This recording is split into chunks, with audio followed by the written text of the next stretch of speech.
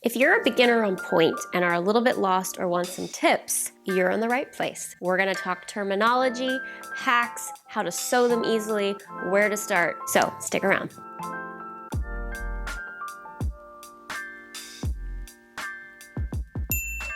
Hello, beautiful people. Welcome to a new video. I'm Kathryn Morgan, for those of you that are new to my channel.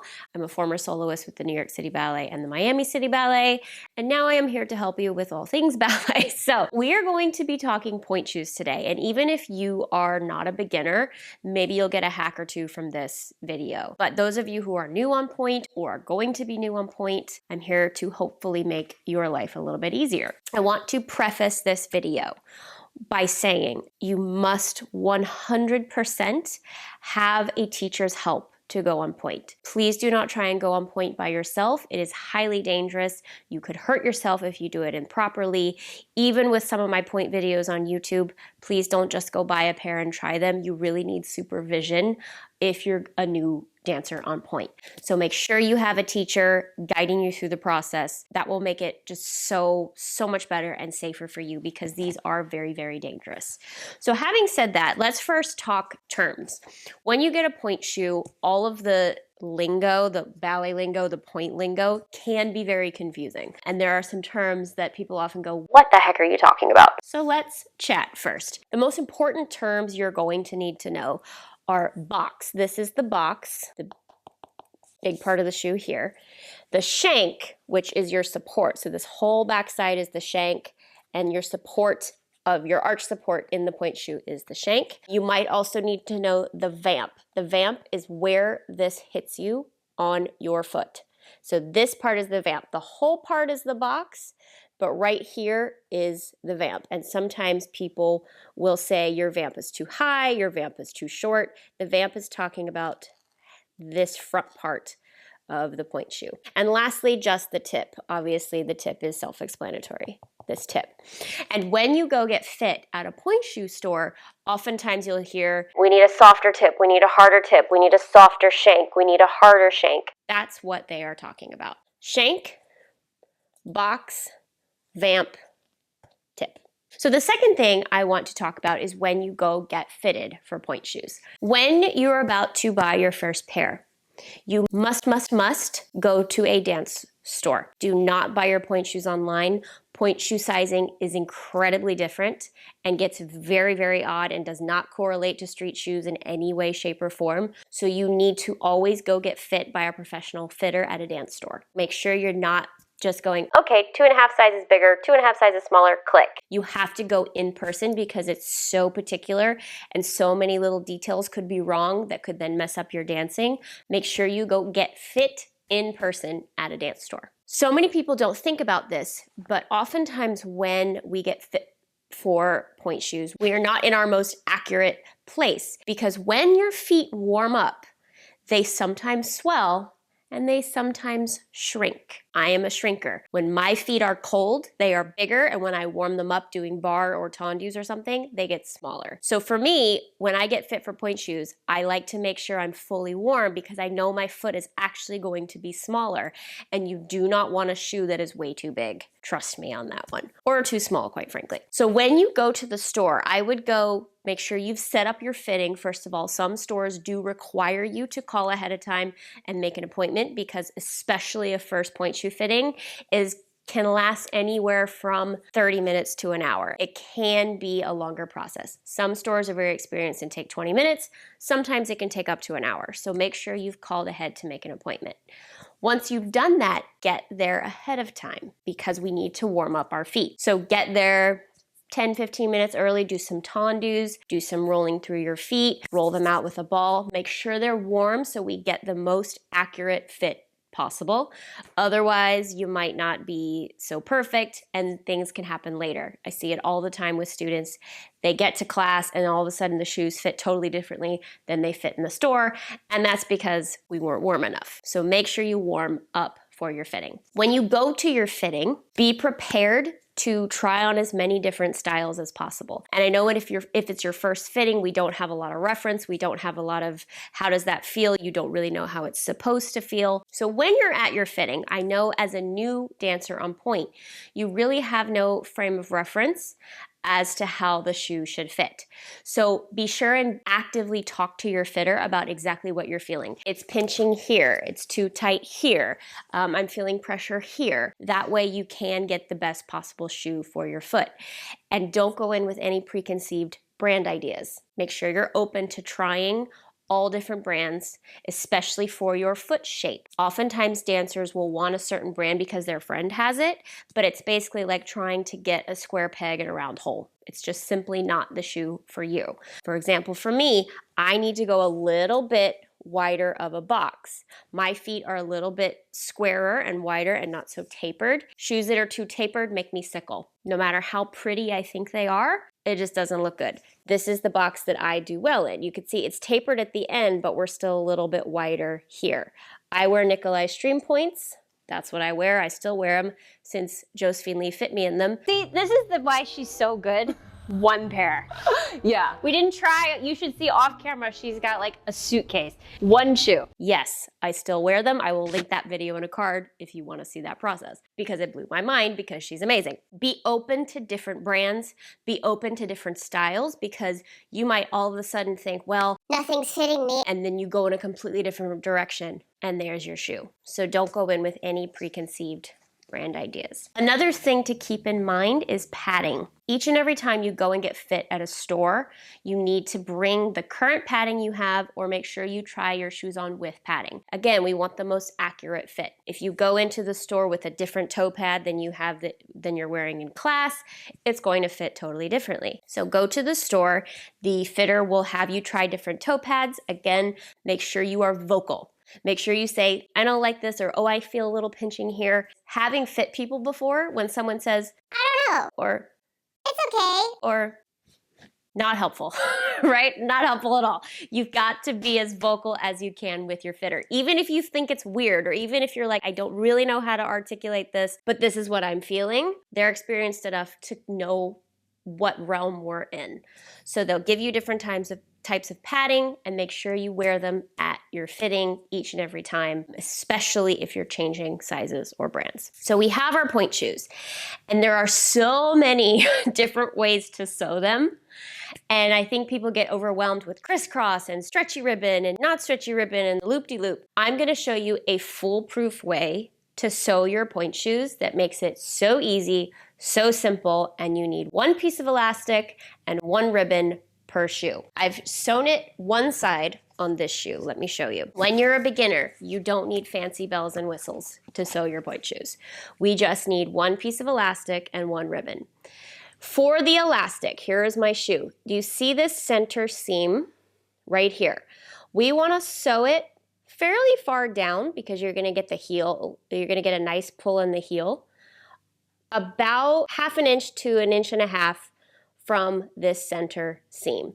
And you see I've sewn all the way around so that when the heel is there, my elastic is all the way down here and I'm getting a nice pull on the pointe shoe from the bottom.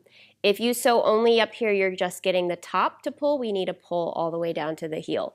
This is particularly useful if you have disappearing heels. Smaller heel from your width of your toes. We're gonna take this piece of elastic and we're gonna sew one side about 1 inch or so from the seam and you're gonna match it on the other side, just like that.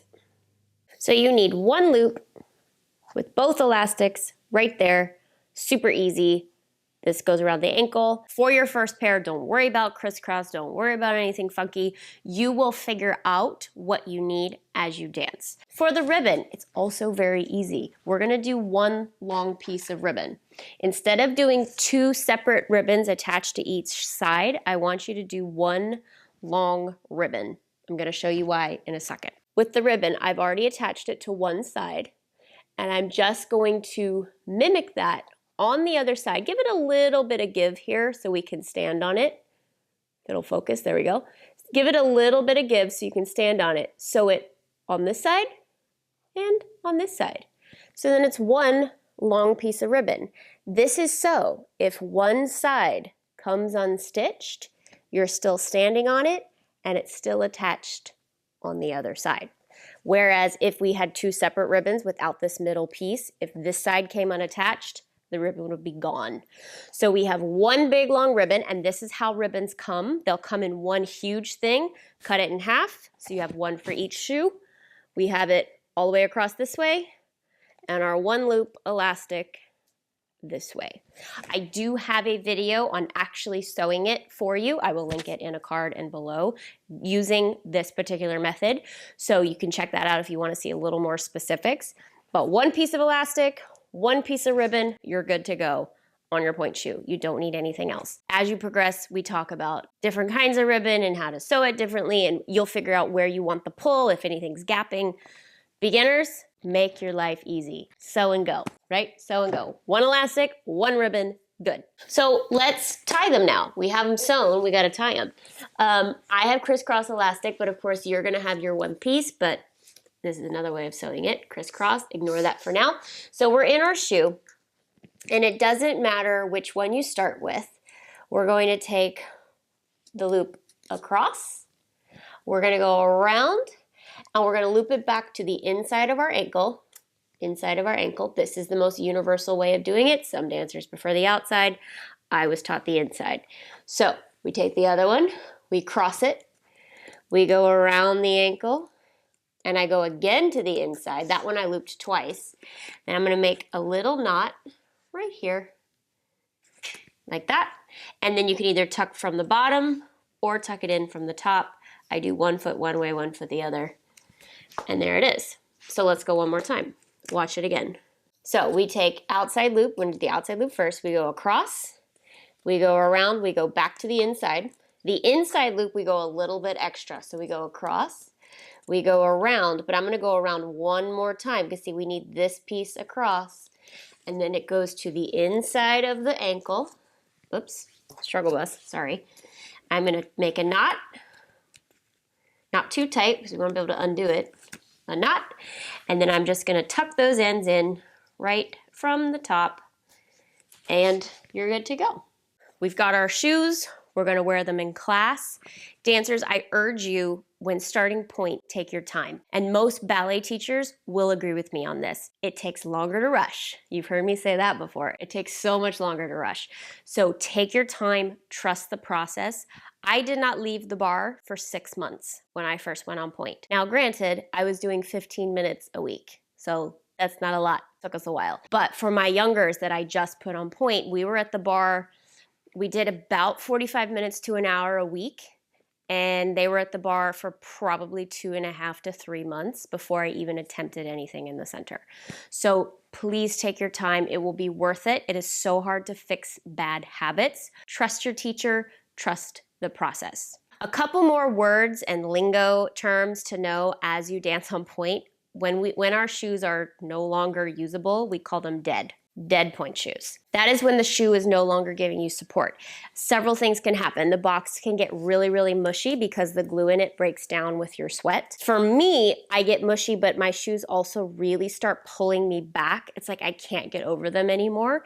And you'd think as they soften, they would be easier to get over, but I've been on point for so long and I have been trained for so long that my body knows when it's unsafe, so it starts holding me back. So shoes can be dead in different ways. Either the mush pushing you over, sinking down, pulling back. It's basically when a point shoe is no longer supporting you. Also, I would also trust your teacher on this because as a new point student, you don't know exactly, you have no frame of reference yet. So be sure and ask your teacher when they think your shoes are dead. We will tell you. I think new students on point often think, oh, I can feel the floor, so my shoes are dead. We want you to feel the floor. You don't want to be hovering above the floor, right? You want to know exactly where the floor is. So just because you're feeling the floor doesn't mean your shoes are dead. So be sure and ask our advice on that one. The last thing I want to talk about is how to store your point shoes and how to make them last longer. So many people, when they're done with their point class, throw their shoes in their dance bag and call it good. Because of your sweat, Your shoes are going to be wet when you're done with class. They're going to be slightly damp. They're not going to smell good. So you want to leave them out of your dance bag to air out. Do not throw them in your dance bag and keep them there. They will not dry properly, the glue will break down faster, and they will die faster. So if you want to make them last longer, you want to get the most out of your pointe shoe, have a separate mesh bag. Most dance stores sell them. What I like to do is I just leave them out.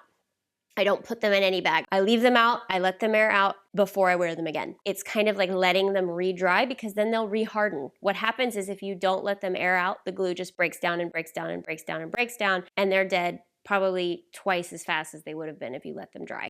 So make sure you don't just throw them in your dance bag. Toe pads as well. Let them air out and you'll get so much more use out of them. Get those mesh bags at dance stores. You're good to go. So that is all I can really think of as the basics. There are so many hacks we can do. There's so many little different things we can do. I've done plenty of videos on this already, so be sure and just, YouTube Kathryn Morgan Pointe Shoes, and we talk a lot about hacks. But if you want me to do an updated one, if you want me to do a new one, please let me know in the box below. But for my beginners, that's really all you need. Trust the process, trust your teacher, air your shoes out, make sure you're working properly and correctly, and you're gonna be just fine. So let me know anything I missed. Let me know any other video requests you have. Thank you guys so much for watching, and I'll see you next time.